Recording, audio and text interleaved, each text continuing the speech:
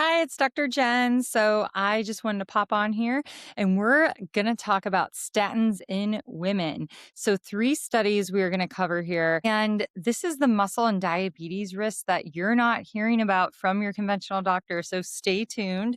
If you don't know me, my name is Dr. Jen. I'm board certified in integrative medicine and emergency medicine. So, trained conventionally. And now I have so many tools in my toolbox to help women suffering out there, and I apply a faith-based lens to it.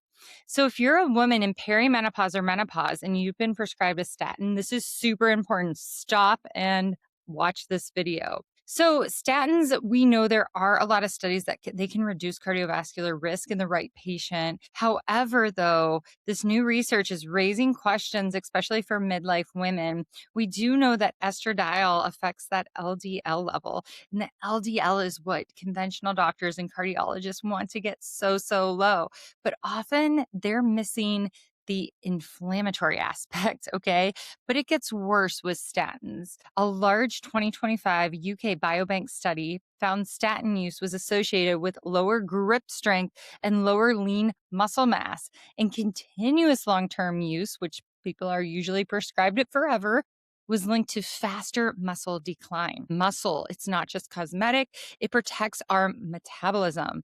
Muscle also protects our insulin sensitivity, where as we age, we become more and more insulin resistant, which means diabetes. So then this other 2025 study found statin use was associated with increased risk of type 2 diabetes. And the longer someone stayed on that statins, the higher the risk became. And then we know patients with type 2 diabetes, they are pro-inflammatory and they are more likely to have cardiovascular problems and high MACE scores, which means cardiovascular adverse events. Then a 2023 systemic review also found statins may worsen insulin sensitivity. So let's think about this, ladies, in midlife. During perimenopause, women are already losing muscle, we're gaining that belly fat, and we're becoming more insulin resistant.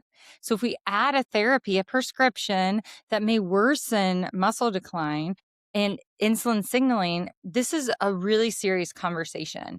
I'm not being anti-farm, anti-statin, but I am. If you follow me, watch my other videos, you know that I am root-based cause medicine. Root cause, we got to find that root. That's the way God intended.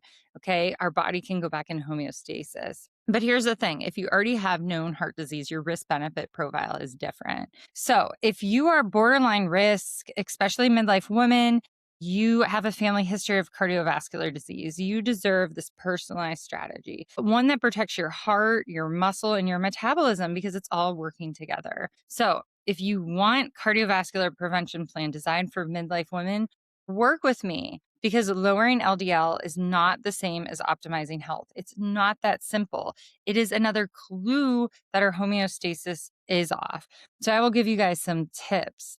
If you are prescribed a statin, there is a study that we want to do water-soluble statin therapy once a week if you are having that muscle pain and you still want to stay on a statin. That is an option, especially if you have familial hypercholesterolemia, trying to get that in the captions. But you don't have to go on a statin.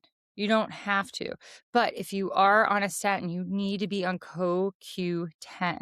CoQ10 is depleted with statin use. If you are already taking a statin, you're not on CoQ, your CoQ10 levels are depleted, okay? So I hope this little video helps. Stay tuned. I will dig even deeper into this. If you like this video, please subscribe, okay? And share it with a friend and tell them to subscribe. The more subscribers, the more content that I will put out on all these important topics. It's Dr. Jen, and remember, strong in faith, strong in health.